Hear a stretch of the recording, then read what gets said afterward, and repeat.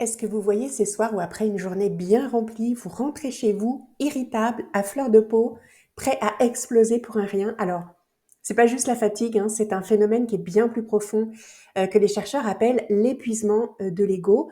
En gros, ce sont nos capacités de maîtrise de soi qui sont limitées quand on les utilise trop longtemps, par exemple pour rester concentré, prendre des décisions ou encore garder son calme face au tracas du quotidien. Eh bien, nos capacités s'épuisent et une fois cette énergie mentale grillée, eh bien, le cerveau commence tout simplement à bugger. Les zones qui contrôlent nos impulsions ralentissent, comme si elles s'endormaient.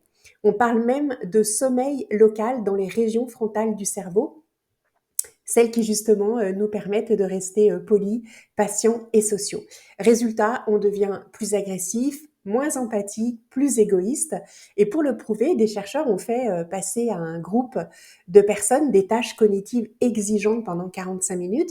Et après cet effort, leur comportement est devenu beaucoup plus hostile et moins coopératif. Leur taux de comportement pacifique, on appelle ça comme ça, a chuté de 86% à 41%. C'est énorme. En clair, le cerveau, quand il est trop sollicité, eh bien, il commence à fonctionner comme s'il dormait alors qu'on est encore bien réveillé. Et cela suffit en fait à faire basculer notre comportement. Moralité, si vous vous sentez vidé après une grosse journée, ben, n'allez pas discuter d'un sujet sensible ou encore éduquer vos enfants dans la foulée. Offrez à votre cerveau une vraie pause. Ça évite bien des disputes et ça préserve vos réactions face à vos relations. C'est de la science, hein, ce n'est pas du bon sens. Et si toutefois ça vous intéresse de connaître 23 approches pour retrouver de la sérénité sans pour autant tout bousculer, il y a un lien quelque part autour de cette vidéo.